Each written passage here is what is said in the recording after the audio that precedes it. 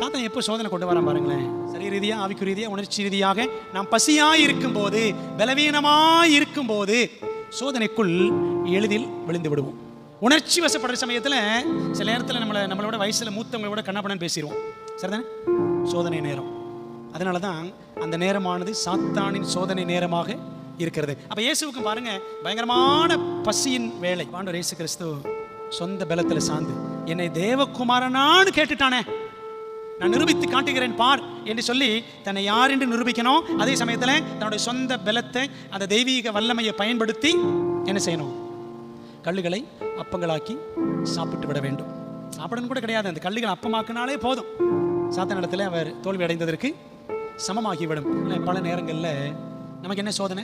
நாமும் பணபலம், ஜனபலம், ஜாதி பலம் இவையெல்லாம் கொண்டு காரியம் சாதிக்க நினைக்கிறோமா? ஆண்டவர் இயேசு கிறிஸ்துவுக்கும் சொந்த பலத்தில் செயல்படுவதற்கான வாய்ப்புகள் வந்துச்சு. அப்படி செய்தால் என்ன அர்த்தம் தெரியுமா?